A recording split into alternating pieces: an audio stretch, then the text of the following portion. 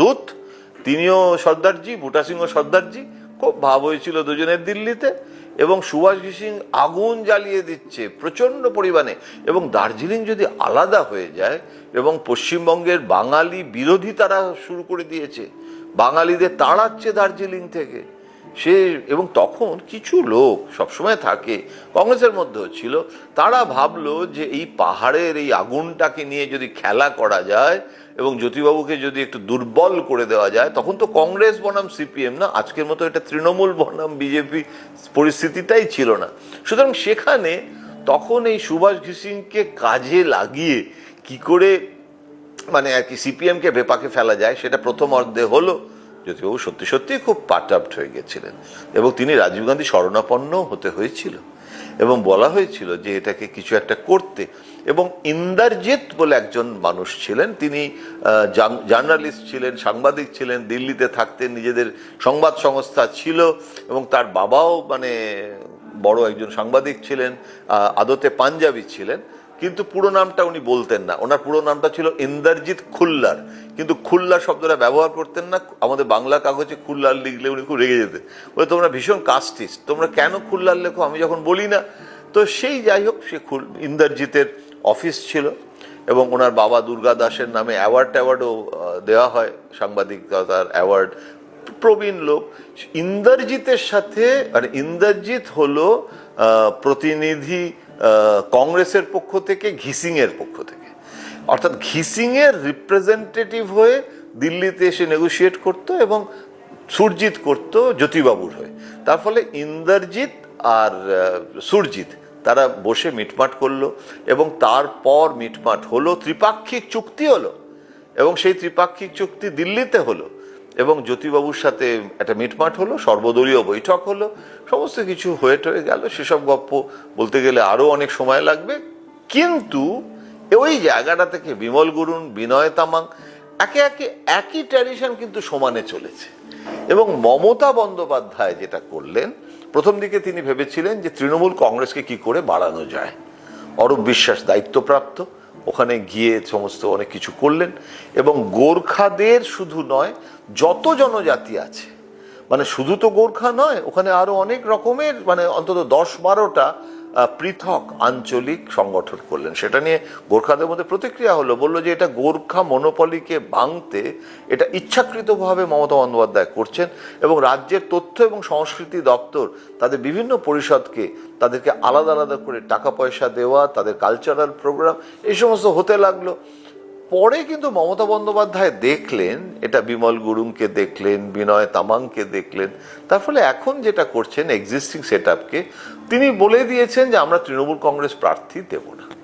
এখন 7টা যদি বিধানসভা নির্বাচন থাকে, সেখানে তারাই প্রার্থী দিন, সেখানে আমরা লড়াইটা করব না। বিজেপি যদি লড়তে চায় লড়বে, বিজেপির লোকসভার সদস্য সেই জায়গাটা দখল করে রেখেছে, এবং তারা মনে করে যে কি করে তারা সেই জায়গাটাকে কন্ট্রোল করবে। তার ফলে যেটা হচ্ছে, গোর্খাদের সঙ্গেই কিন্তু গোর্খাদের একটা যে মানে দ্বন্দ্ব, এবং বিজেপির প্রার্থী দার্জিলিংবাসী হলেও আসলে দিল্লিবাসী, আসলে তিনি কর্পোরেট একটা সংস্থার যথেষ্ট গুরুত্বপূর্ণ প্রতিনিধি, এবং আমি ব্যক্তিগতভাবে তার সাথে আমার পরিচয় আছে, অত্যন্ত তার স্বভাব ভালো, সবই ভালো, কিন্তু দার্জিলিংয়ের যাকে বলে ভূমিপুত্র বলতে যেটা বোঝায় সেটা হতে পারছে না। তার ফলে এই মমতা বন্দ্যোপাধ্যায় লড়াইটা কিন্তু দার্জিলিংয়ে অন্তত মেঘনাথের মতো মেঘের আড়াল থেকে বিজেপির বিরুদ্ধে লড়াইটা লড়তে চাইছেন।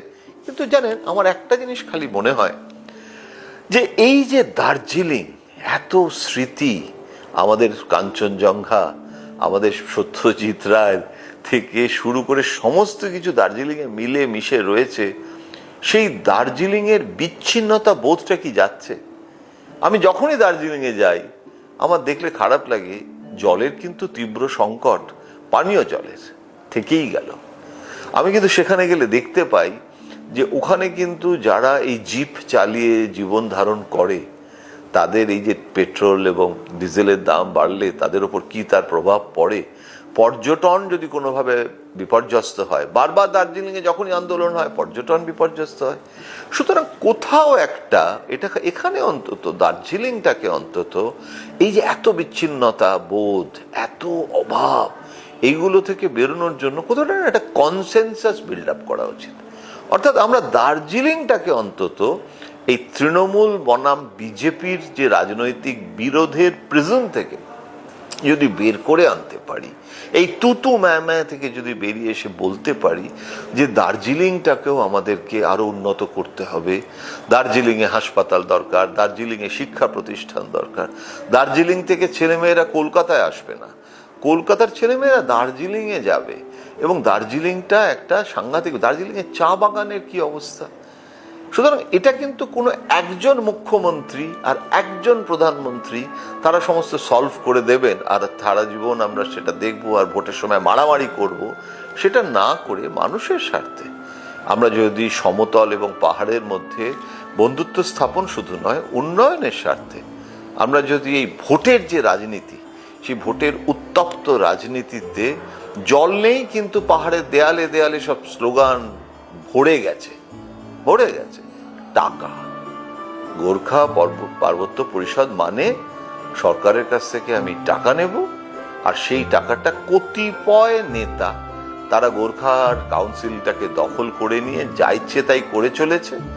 জ্যোতিবাবু থেকে এখনো পর্যন্ত সেই ট্র্যাডিশন সমানে চলেছে, এবং তুমি চুরি করো আমি কিছু বলছি না, তুমি আমাকে সমর্থন করো, এও এক ধরনের অদ্ভুত বোঝাপড়ার যে রাজনীতি কোথাও একটা সাফার করছে, ভিকটিম হচ্ছে দার্জিলিংয়ের সাধারণ মানুষ। সুতরাং আমার এটুকুই প্রত্যাশা যে ভোট এসে গেছে, ভোটের রাজনীতিতে বিজেপি জিতবে, তা না হলে তৃণমূল সমর্থিত পাহাড়ের প্রার্থীরা জিতবে, যেই জিতুক দার্জিলিংটার জন্য আমরা একটা ঐকমত্যে পৌঁছতে পারি না? আমরা বলতে পারি না এই দার্জিলিংটা আমারও দার্জিলিং, তোমারও দার্জিলিং, এই দার্জিলিং আমাদের সকলের দার্জিলিং? আজ এই পর্যন্তই থাক, আবার খুব শিগগিরই আসছি আপনাদের কাছে আর একটা এপিসোড নিয়ে। নমস্কার।